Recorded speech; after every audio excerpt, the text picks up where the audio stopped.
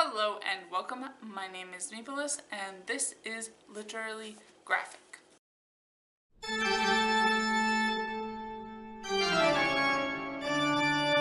And today we are going to be talking about a French comic about a African-American sports hero that spent quite a bit of time apparently on the New York Times bestseller list. The comic Muhammad Ali by Sybil Titu de la Croix and Amazing Amazed.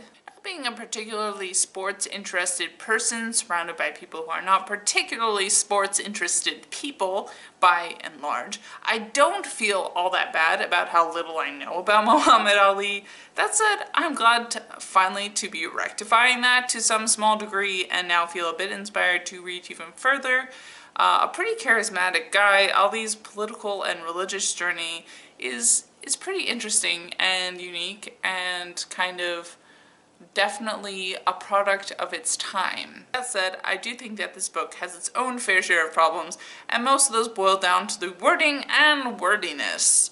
Although I'm not any sort of connoisseur of French comics, I can barely even pronounce French properly, as you probably noticed, so perhaps these will all be items that are valued in French comics. The first issue that really threw me off about this comic was the fact that it's in the second person. And while this is a translated comic, there is no credited translator, so it seems like a fairly deliberate choice by the author, who is perhaps bilingual.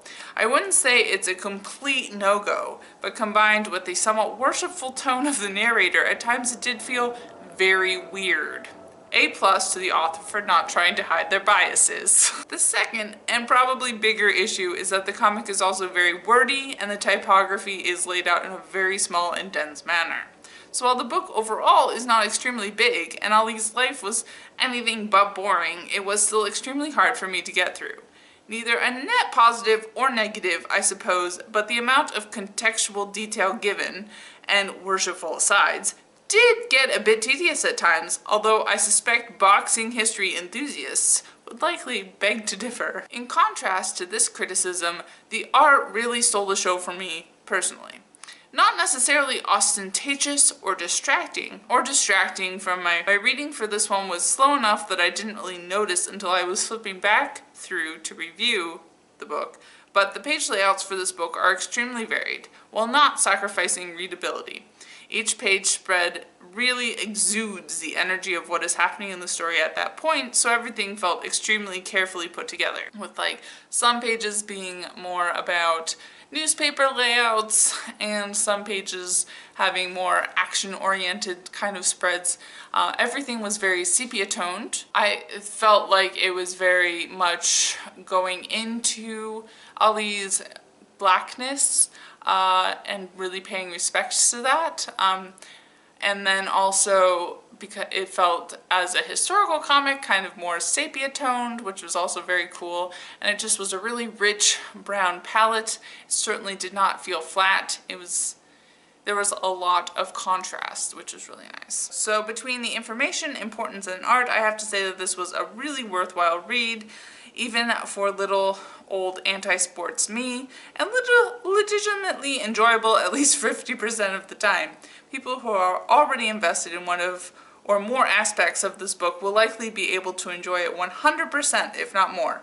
The only other caveat I would tack on is that I would consider this creative nonfiction more so than just nonfiction, because again, it felt, especially combined with the extremely expressive page layouts, it just felt it was not necessarily meant to be taken like textbook seriously. It was more of a creative endeavor to express the author's interest in Muhammad Ali, so that was definitely really cool. So very encased in someone else's clear enthusiasm for a subject.